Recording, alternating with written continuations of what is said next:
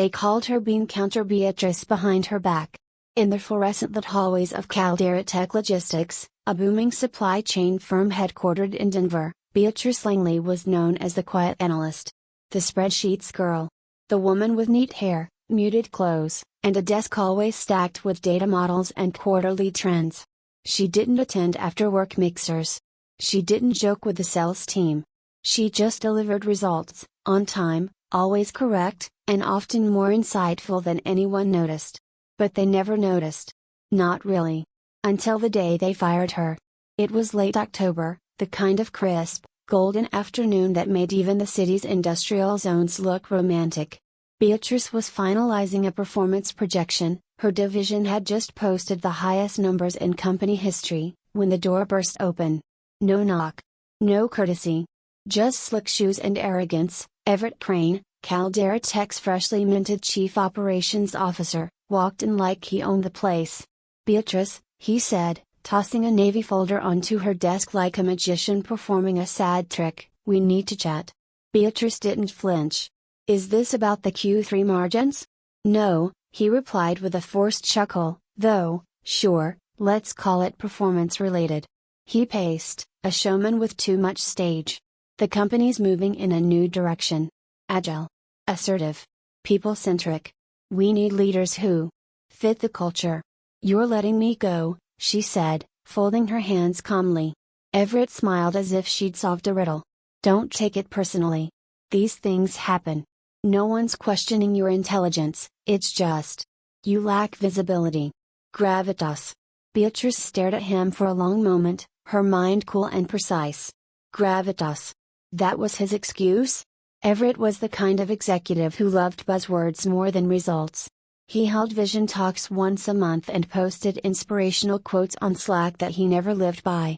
His favorite phrase was disruption, but his leadership style was anything but. And now he was trying to disrupt her out of her job. Beatrice closed the folder gently and looked him straight in the eye. "You might want to check the shareholder register before you send that termination email." Everett paused. Blinked. I beg your pardon?" She stood, slow and deliberate. Her presence, quiet all these years, suddenly filled the room. "I'm not just another manager, Everett. I own 84% of Caldera Tech's Class A shares. Which makes me your majority shareholder." Silence. The office felt colder. Everett's face contorted into confusion, then a flicker of panic. He opened his mouth, closed it, then tried again. "That's impossible. I mean, if that were true, you'd have known, if you ever bothered to learn who you were working with." She extended her hand. "Thanks for the clarity." He didn't take it at first. Eventually, he shook it, awkward and stiff. Then he walked out, shoulders tight, muttering something about legal reviewing the terms. Beatrice sat back down and pulled open her drawer. She took only 3 things: a ceramic mug with a chip in the rim, her notebook full of scribbled strategies no one ever asked to see, and a photo of her and her mother, standing in front of the old Caldera Tech warehouse in 2005, when the company had 6 employees, not 600. They'd built it from nothing. Her mother had died 10 years ago, but she had never sold her shares. And now, with the family trust executed, all voting rights, all power, belonged to Beatrice. She stepped out into the open plan office. Conversations hushed. Eyes flicked up from monitors. Some looked confused.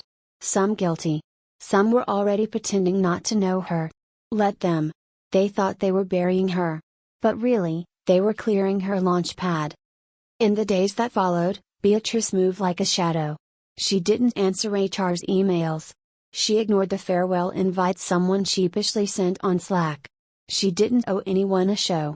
Instead, she met with Rosen and Wynn, her legal advisors, in a quiet building across from the Denver Capitol. "Do it," she said, sliding a single envelope across the desk. "Special shareholders meeting.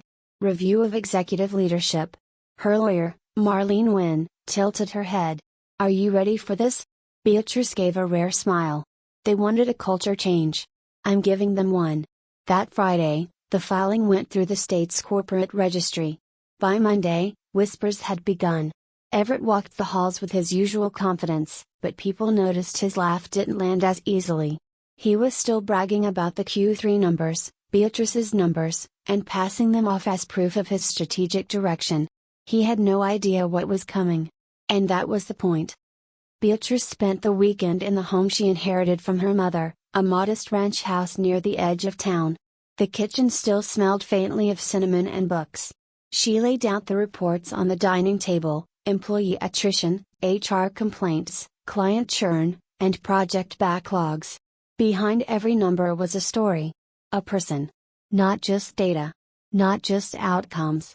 She would restore that truth. Her mother had once told her, "You can be invisible and still powerful.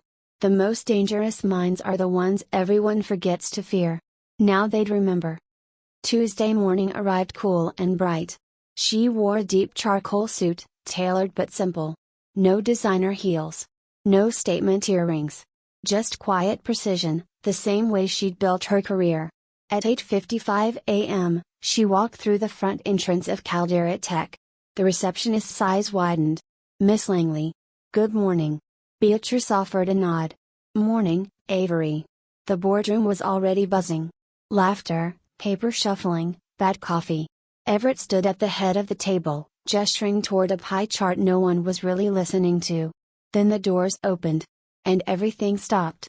Beatrice stepped in, flanked only by Marlene, who carried a slim black folder. Everett blinked. "This is a private." Beatrice walked to the head of the table, pulled out the chair, and placed the folder down. "Exactly," she said. "Let's begin." Beatrice Langley didn't believe in fate. She believed in timing. So when the letter arrived, thick, cream-colored envelope with her family's crest etched in silver, it sat on her nightstand for 3 full days. She had known it was coming. Her mother had arranged it with the family's attorney, Marlene Wynne, years earlier. The envelope was to be opened on Beatrice's 40th birthday. Not a day sooner. For most people, a birthday brings celebration. For Beatrice, it came with silence, tea, and a walk along the tree-lined streets near her childhood neighborhood. When she finally returned home that morning, she sat in the breakfast nook her mother used to read in, and opened the letter in the filtered sunlight. Inside were 2 items, a sealed legal document and a handwritten note in her mother's perfect cursive. "My B. You've always been the quiet storm. You work harder than everyone else, take less credit, and never ask for more. I've watched you carry this company's weight on your shoulders without complaint, while others took your victories and wore them like crowns. That ends today. As of your 40th birthday, the trust activates. You are now the sole owner of 84% of Caldera Tech's voting shares. You don't just have a seat at the table. You own the table. Use it wisely. Or flip it." "Mom." Beatrice didn't cry. Not right away.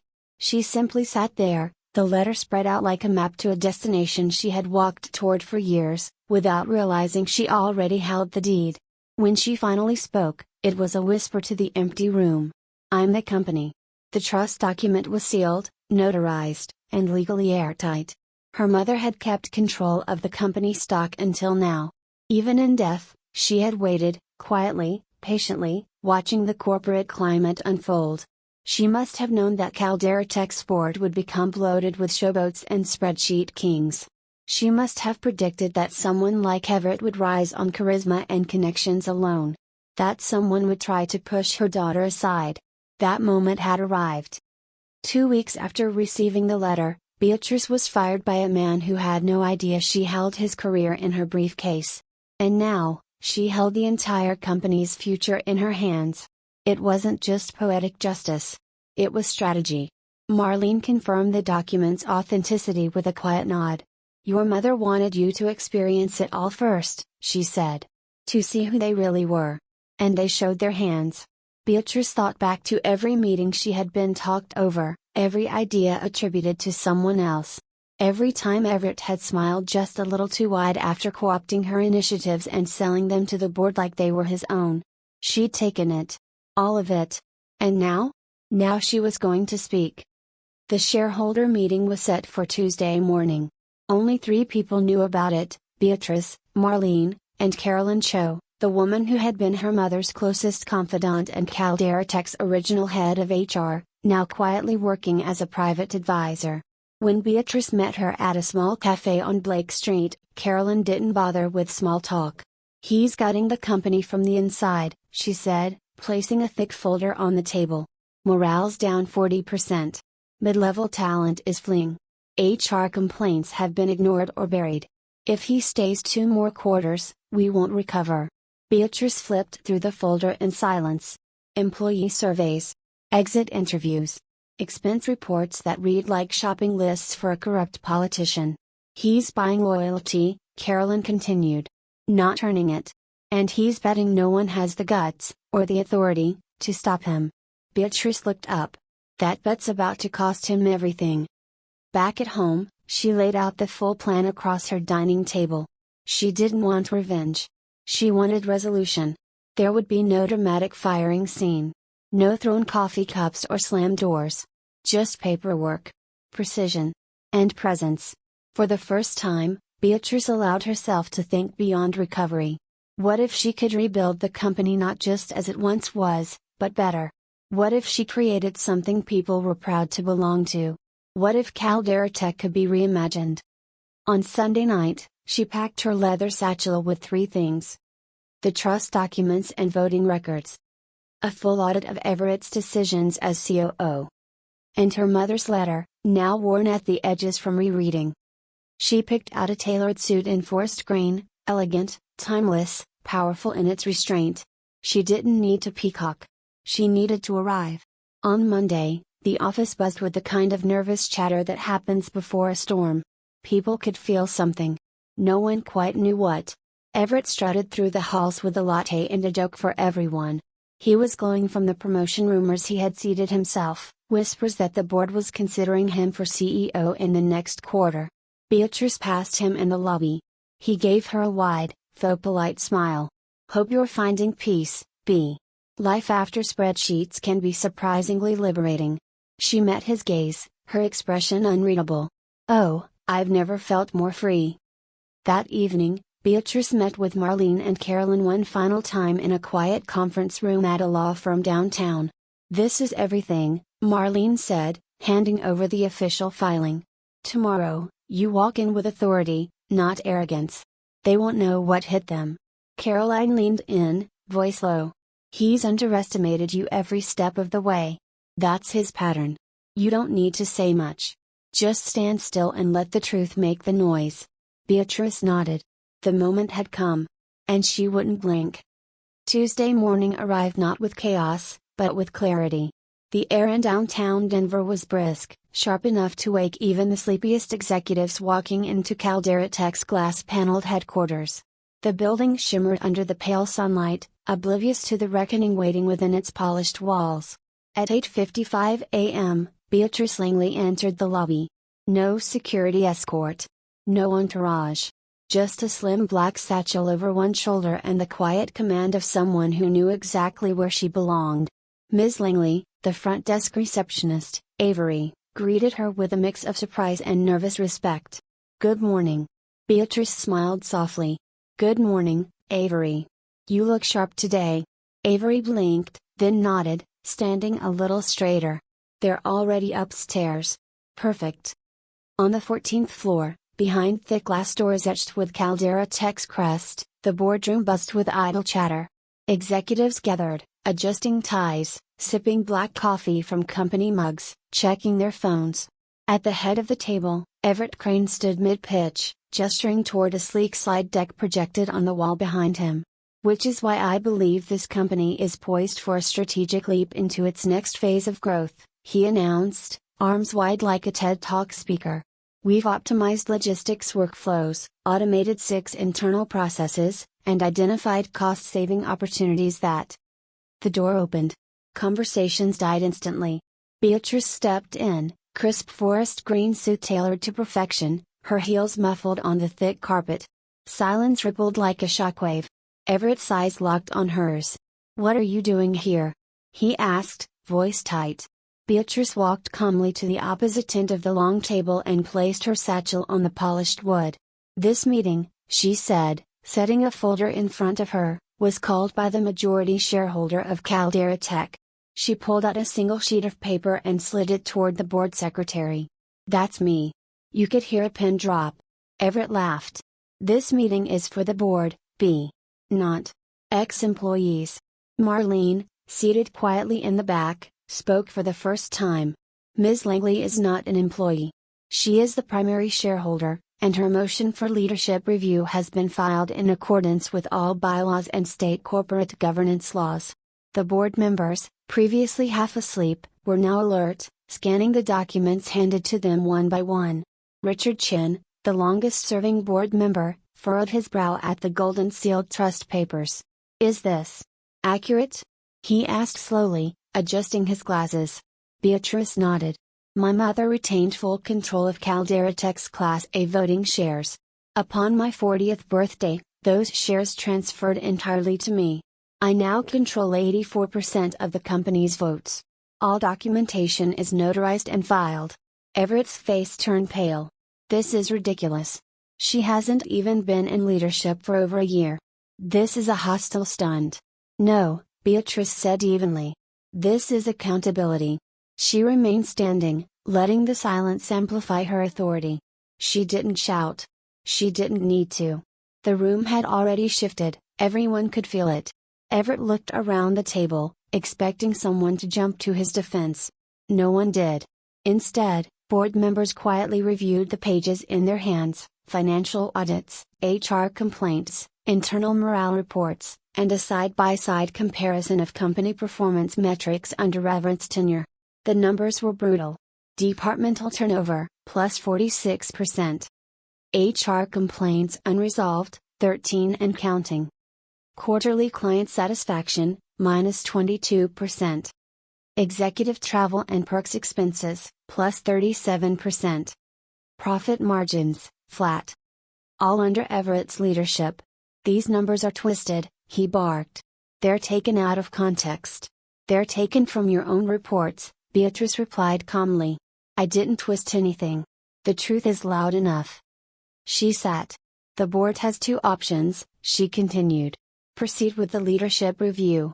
Or challenge the majority vote and risk a public shareholder conflict that will destroy what remains of our reputation." Another beat of silence. Then Richard Chin spoke again. "And what would you recommend, Ms. Langley?" She opened the second folder. "This motion formally recommends the removal of Everett Crane from the position of Chief Operations Officer, effective immediately, due to failure of leadership, fiscal irresponsibility, and violation of the company's values. With the board's consent, I will appoint interim leadership from internal talent until a full evaluation process can begin." Everett stood, hands clenched at his sides. "This is a coup." Beatrice looked at him, unblinking. "You tried to bury the person who built this company's foundation. That wasn't just short-sighted, it was reckless. You fired me without knowing who I was. You walked around this office like it was yours to command. But leadership isn't a performance, Everett. It's responsibility." Her voice didn't rise, but her words echoed. "And now, it's mine." Marlene nodded subtly to the board secretary, who spoke without hesitation. "With 84% voting power, the motion carries." Everett's face twisted. "You're making a mistake. This company will collapse under a name like yours at the helm. You're not made for this." Beatrice stood again. "You're right. I'm not made for vanity metrics, smoke and mirror budgets, or intimidating employees into silence. But I am made for long nights. For rebuilding what matters. For seeing people, not just numbers." She met his glare with something calm. Something resolute. "I won't yell. I won't gloat. You taught me how to be dismissed. Now, you get to learn what it feels like." Everett opened his mouth, then closed it. No one moved to stop him as he walked out. The door clicked shut behind him. Beatrice turned back to the board. "No speeches," she said. "Just this: Caldera Tech deserves better. Its people deserve better. And starting today, we give them better." Richard leaned back in his chair, eyes thoughtful. "Welcome back, Ms. Langley." There was no applause. No theatrics. Just a shared understanding. Power had shifted. And this time, it landed in the right hands. Beatrice Langley didn't move into the CEO office right away. She didn't change the nameplate. She didn't order a new desk or call an all-hands meeting to announce her return. She didn't strut through the halls like some conquering hero. She simply returned, to the work, to the people, to the quiet rhythm of rebuilding. Because she knew that true leadership isn't about arrival. It's about repair. And Caldera Tech needed more than a new leader. It needed to heal. Her first act wasn't flashy. She sent a company-wide email with the subject line, "Listening starts now." Inside, it read, "I know many of you have questions. I'm not here to give a speech. I'm here to listen. For the next 2 weeks, I'll be walking the floors, sitting in your spaces, joining your team huddles, not to evaluate, but to understand. My door isn't just open. I'll be sitting beside you at yours. We fix this together. No buzzwords. No grand declarations. Just presence." Beatrice began with the mailroom. She spent an hour sorting packages, chatting with team members who had seen executives walk by for years without acknowledging their names. She joined a customer support stand-up meeting and took notes like a junior associate. She asked quiet questions: what's working? What's broken? What do you wish someone higher up knew? She didn't speak much. She didn't need to. She let people tell their stories. Stories about overworked teams covering for missing staff. About promotions promised but never delivered. About silent HR reports, managers who ruled through fear, and ideas that never made it past the department lead's desk. One afternoon, she sat next to Carla from finance, a 10-year veteran who had written a proposal for workflow automation that had been ignored 3 times. "I didn't even want credit," Carla whispered. "I just wanted someone to care." Beatrice nodded. "I do now." She read every HR report filed in the last 2 years. Not summaries, full reports. Pages of pain, frustration, and abandonment. She met with employees who had long since given up hope anyone at the top would ever hear them. And one by one, she let them know, "You're seen." She reinstated the peer recognition system, this time with actual rewards. She implemented a whistleblower protection channel, anonymous, confidential, and outside of executive review. She restructured department budgets to prioritize training, wellness, and mentorship over expensive executive offsites and meaningless perks. And when she came across managers who had ruled through bullying or gatekeeping, they were quietly removed. No spectacles. No corporate restructuring emails. Just accountability. But Beatrice didn't stop there. She made moves that surprised even her closest advisors. She promoted Kevin, a systems engineer who had quietly patched core infrastructure issues for years while being passed over for leadership in favor of louder, less competent candidates. When she offered him the senior role, he blinked at her like she'd grown wings. I thought you forgot about me." "I never did," she said. "I just didn't have the authority.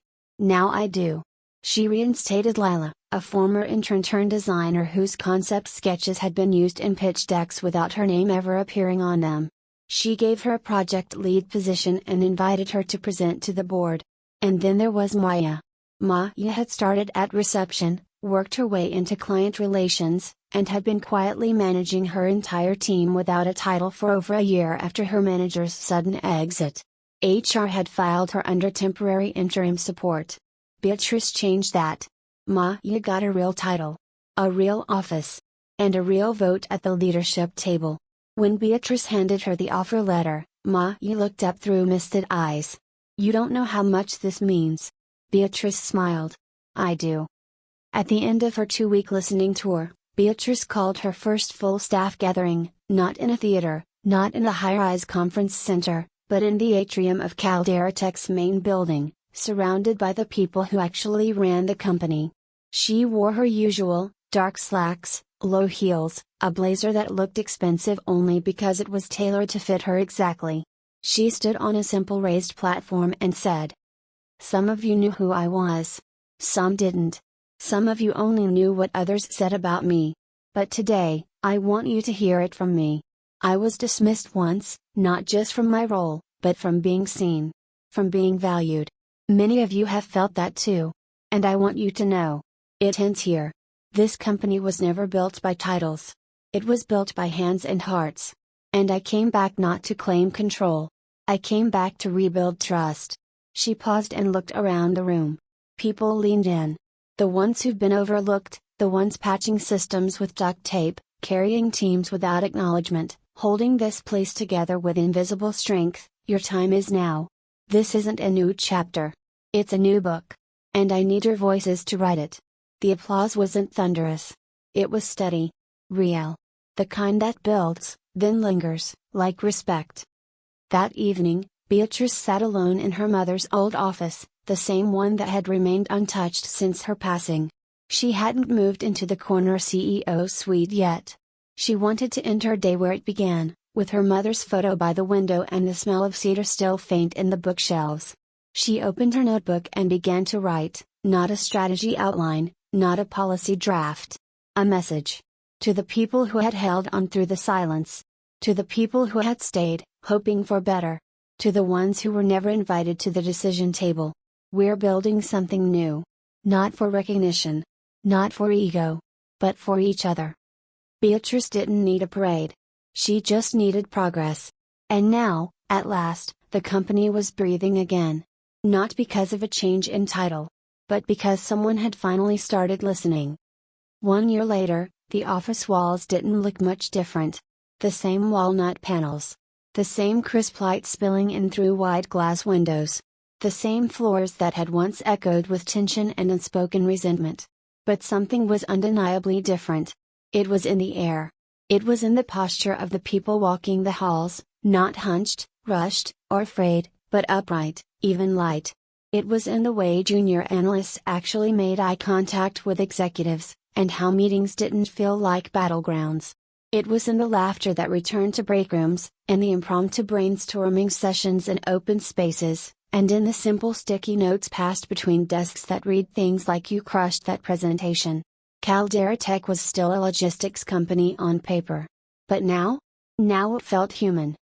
Beatrice Langley officially stepped into the CEO office 3 months after removing Everett Crane. No media storm. No rebranding campaign. Just a quiet nameplate change and a message pinned to the company's internal board. Leadership doesn't begin when the title arrives. It begins the moment you decide to take care of the people around you. Thanks for walking with me. Let's keep building. She didn't redecorate the office. She kept the same bookshelves, the same worn desk chair her mother once used. The only new addition was the photo, an old one. Her, age 11, standing next to her mother at the company's first holiday party. Her mother's arm wrapped around her shoulders, both of them grinning, cheeks red from laughter. Beatrice placed it in the corner of her desk. Not for nostalgia. For guidance. Monday morning, 9 a.m. Beatrice walked down the hall to the executive conference room, now fondly dubbed the round table. Half the board was women now. Department leads included engineers, customer service veterans, even someone who'd started in warehouse operations. Diversity wasn't just optics. It was strategy. It made the room smarter. At the table sat Richard Tanaka, the former board member turned strategic advisor, who had once questioned whether she'd be too quiet to lead. Now, he often asked her to speak first. "I'd like you to say a few words before we begin," he said, nodding as she sat down. Beatrice didn't prepare anything. She never did. Authenticity had become her most powerful tool. She stood. "I want to thank all of you," she began. "For sticking with something uncertain. For choosing the uncomfortable path over the convenient one." She looked around the table, at Kevin, now head of systems, at Maya, leading client experience in her trademark Converse sneakers, at Lila, who had just landed her first design patent. "I once believed leadership had to look a certain way," Beatrice said. Loud. Aggressive. Unquestioning. "Turns out, it just has to be honest." She paused, then smiled. "That's what we've become. And it's working." It was working. In the past year, employee satisfaction had risen 38%. Voluntary turnover dropped by more than half. Caldera Tech received 2 national awards for ethical leadership and workplace culture. Revenues hit their highest in company history. But Beatrice rarely talked about the numbers. Not because they didn't matter, but because they were the result, not the goal.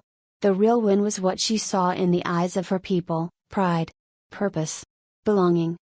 That afternoon, Beatrice stopped by the marketing bullpen to check in with a group of interns wrapping up their rotation. One of them, a soft-spoken intern named Tasha, handed her a cupcake with a scribbled note attached. "Thanks for actually seeing us." Beatrice sat down with them for 20 minutes, just listening. They talked about ideas, about what they'd learned, about the awkward team-building karaoke night that ended with someone spilling cider on the whiteboard. It was small. It was ordinary. It was everything. As she made her way back to her office, she passed the break room where someone had added a new whiteboard. It simply said, "Culture isn't free snacks. Culture is trust." Seen on Slack. Beatrice paused, staring at it. Smiled. Then kept walking. That evening, after most of the office had cleared out, she returned to her desk and opened the bottom drawer. Inside was her mother's last journal. She didn't read from it often, just on days like this. She flipped to the dog-eared page, her mother's words dancing across it in looping script. "You don't have to be loud to be powerful. You don't have to prove your worth to people who've decided not to see it. Just build. They'll see it when they walk through the door you built without their permission." Beatrice closed the journal gently and turned to the window. The skyline of Denver stretched out before her, alive, sprawling, resilient. Like her. The next morning, she hosted a town hall. No suits. No titles. Just Beatrice and a room full of employees in hoodies, work boots, polos, and cardigans. "I used to think I needed to fight to be seen," she told them.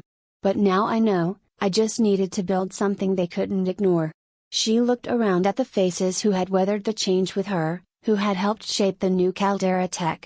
"This company doesn't belong to one person anymore," she said. "It belongs to all of us. And together, we're not just surviving. We're thriving." The applause was quiet at first. Then it grew. Not performative. Not polite. But real. 1 year ago, they fired her. Now? She walked the same halls not to prove herself, but to guide others forward. She didn't come back for revenge.